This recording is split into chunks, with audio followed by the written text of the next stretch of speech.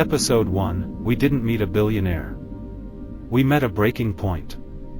A moment where quitting felt reasonable. Where failure felt responsible. Where walking away seemed like the smartest option left. But stories don't end where pain appears. They begin where pain demands a decision. Because the truth is, surviving the fall is only the first test. What comes next is harder. After the day everything fell apart, nothing magically improved. There was no sudden breakthrough. No overnight clarity. No applause for staying. There was only silence. And a choice that had to be made again, and again, and again. Episode 1 showed us the collapse. Episode 2 takes us inside what followed. The quiet rebuilding. The internal battles no one sees. The loneliness that doesn't make headlines but shapes destinies. This is where character is formed. Not in success, but in persistence without reward. Because before Elon Musk became a name the world would recognize, he had to survive becoming someone the world didn't notice at all. This is episode 2. Not the rise. The becoming. Welcome back to Billionaire Backstories. Subscribe to Billionaire Backstories if you have not. Don't miss out on great lessons of life that can shape your destiny in these stories. Pain doesn't always announce itself with chaos or noise. Sometimes it enters quietly, early in life, and stays long enough to shape who you become. Long before the world knew the name Elon Musk, long before innovation, controversy, or ambition entered the conversation, there was a child learning how to endure feelings he didn't yet have words for. This is not a story about brilliance. It's not about genius, or success, or wealth. It's about something far more foundational, how early experiences of isolation, fear, and misunderstanding can carve a person from the inside out. Childhood is often described as a place of safety, curiosity, and exploration. But for some, it becomes a training ground for survival. For Elon, those early years were not filled with applause or encouragement. They were filled with silence, confusion, and the growing realization that being different often comes with consequences. This episode is not meant to glorify pain, but to understand it. Because before resilience looks impressive, it usually feels unbearable. Before ambition becomes visible, it often begins as a quiet refusal to disappear. And before the world celebrates the outcomes, there is a long, unseen chapter where a child simply learns how to keep going. For most children, home and school form the foundation of emotional safety. They are supposed to be predictable spaces, places where curiosity is welcomed and vulnerability is protected. But for Elon, that foundation felt unstable. From an early age, he sensed that he didn't quite belong. He was quieter than others, more introspective, more absorbed in his thoughts.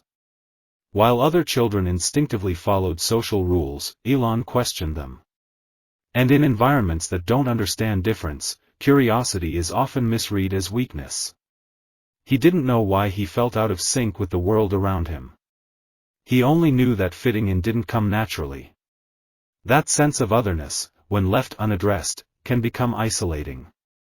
It teaches a child to observe rather than participate, to retreat inward rather than reach outward. Over time, that withdrawal becomes a habit. Not because the child wants to be alone, but because solitude feels safer than rejection. Elon wasn't searching for attention. He was searching for understanding. And when understanding doesn't arrive, children often internalize the message that they must adapt quietly. That adaptation, though invisible, begins shaping the nervous system, teaching vigilance, restraint, and emotional self-reliance far earlier than most are prepared for. School, for many, is a place of discovery. For Elon, it became a place of survival. Intelligence did not grant protection, it made him noticeable.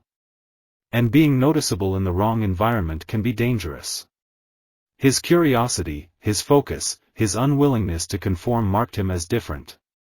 And difference, when surrounded by insecurity, often invites cruelty. The bullying he experienced was not subtle or fleeting. It was persistent and escalating. He learned early that intelligence did not shield you from harm, and that silence did not guarantee safety. Every day carried uncertainty. Would today be ignored, or would it be worse? That constant state of alertness is exhausting, especially for a child. It trains the mind to anticipate impact, to scan for threats, to prepare for harm before it arrives. Over time, this hyper-awareness becomes internalized. It shapes how you think, how you trust, how you move through the world. Elon wasn't developing confidence, he was developing endurance. And endurance, when forged early, often looks like emotional distance later in life. Not because the pain vanished, but because the mind learned how to contain it. At its worst, the bullying turned violent. One attack was so severe that it sent Elon to the hospital. A child, injured not by accident, not by chance, but by other children. Moments like that don't fade with time. They imprint themselves deeply, reshaping how safety is defined. After experiences like this, the world no longer feels neutral. It feels conditional. You learn that harm can arrive without warning, and protection is not guaranteed. For a child, this realization is destabilizing. It forces emotional maturity far too early. Instead of learning how to express fear, you learn how to suppress it. Instead of expecting fairness, you learn to prepare for disappointment. These moments don't just hurt physically. They quietly rewire belief systems. They teach you that survival depends on self-control, emotional restraint, and anticipation. For Elon, pain didn't make him louder. It made him quieter. More internal. More guarded. The trauma didn't create weakness, it created vigilance. And vigilance, when carried forward, becomes a defining trait. Not visible. Not discussed. But always present. When a child feels unsafe both in public spaces and private ones, they begin searching for stability wherever it can be found. Comfort becomes something you create, not something you receive. For Elon, there was no single place where everything felt calm or predictable. That absence shaped him profoundly. Instead of relying on emotional reassurance, he learned to rely on structure. On patterns. On logic. When relationships felt volatile, understanding felt solid. This is how children adapt, they find what doesn't move when everything else feels uncertain. Elon's adaptation wasn't emotional expression, it was intellectual immersion. Pain was not processed outwardly. It was stored, organized, compartmentalized. Over time, this creates a mind that is comfortable sitting with discomfort. A mind that doesn't panic easily. But it also creates distance, between self and others, between feeling and expression. This is not something that happens overnight. It forms gradually, through repetition. Through learning that emotions don't always lead to relief, but thinking sometimes does. And so, thinking became home. Books became that home. Within pages, Elon found something the real world rarely offered: order. Consistency. Worlds governed by rules that made sense. Stories where intelligence wasn't mocked, but valued. Where problems were solved through understanding, not force. Reading wasn't an escape from reality, it was a reimagining of it. Science fiction, in particular, opened doors that daily life kept closed. It allowed him to imagine futures where human potential wasn't limited by cruelty or small-mindedness. In these stories, complexity was rewarded. Curiosity was essential. And difference was often the very thing that saved the world. For a child who felt misunderstood, this was powerful. It didn't erase pain, but it reframed it. It suggested that present suffering might be temporary, and that context matters. That being out of place now doesn't mean you're wrong, it might mean you're early. Over time, these ideas didn't just comfort him. They shaped how he saw the world and his place within it. Science fiction wasn't fantasy to Elon, it was strategy. It trained his mind to think beyond the immediate moment. To imagine systems instead of situations. Futures instead of circumstances. While pain anchored him in the present, imagination pulled him forward. This tension, between suffering now and possibility later, created momentum. It allowed him to endure without becoming bitter. Books didn't tell him life was fair. They told him complexity was normal. That struggle often precedes transformation. Over time, knowledge became more than comfort, it became protection. Understanding gave him control over uncertainty. Where emotions felt overwhelming, logic provided structure. This didn't mean he stopped feeling. It meant he learned how to contain feeling within thought. A skill that would later define his approach to challenges far greater than childhood cruelty. When pain is processed through understanding rather than expression, it often transforms into discipline. And discipline, when reinforced early, becomes identity. That discipline didn't announce itself. It wasn't dramatic. It was quiet. Persistent. Elon learned how to sit alone without needing distraction. How to think deeply without reassurance. How to endure long periods without external validation. These skills are rarely celebrated in childhood. But they are invaluable later in life. Being comfortable alone meant he didn't depend on consensus. Being comfortable with silence meant he could think longer than others. Being comfortable with discomfort meant pressure didn't overwhelm him, it activated him. These traits didn't make him popular. They made him capable. And capability, unlike approval, compounds over time. While others dreamed of fitting in, Elon dreamed of fixing things. His focus shifted outward, to systems, to energy, to the future of humanity itself. Pain narrowed his social world but expanded his intellectual one. Instead of asking how to belong, he asked how to improve. This wasn't ambition born from ego. It was purpose born from displacement. When you don't feel at home in the present, you imagine a better future. That imagination becomes fuel. Not loud. Not boastful. Just persistent. Solitude taught him patience. It removed the need for immediate reward. When you've already endured isolation, waiting doesn't feel unbearable, it feels familiar. This would later confuse people. They would mistake his intensity for obsession, his focus for rigidity. But what they didn't see was the training underneath it all. Years of learning how to stay present when things were uncomfortable. How to continue when quitting would have provided relief. That's not something you learn overnight. It's something life teaches you, one difficult moment at a time. Loneliness sharpened clarity. Without constant social noise, his thoughts had room to expand.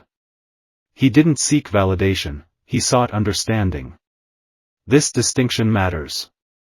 Validation fades quickly. Understanding lasts. It creates confidence that doesn't depend on approval. And when challenges arise, that kind of confidence doesn't collapse. It adapts. Pain transformed into tolerance. Tolerance for pressure. For uncertainty. For failure. While others avoided discomfort, Elon had already learned how to live inside it. This didn't make life easy, but it made difficulty survivable. And survivability, over time, becomes strength.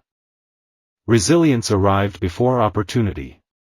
Long before success tested him, hardship prepared him. That preparation wasn't intentional, but it was effective. By the time real challenges appeared, he had already built the internal tools to face them. Surviving silently creates a different kind of confidence. Not loud. Not performative. Just steady. The knowledge that you've already endured worse, and lived. The scars didn't disappear. They integrated. They shaped his thinking, his tolerance, his work ethic. What looked extreme to others felt normal to him. Because intensity had always been part of his world.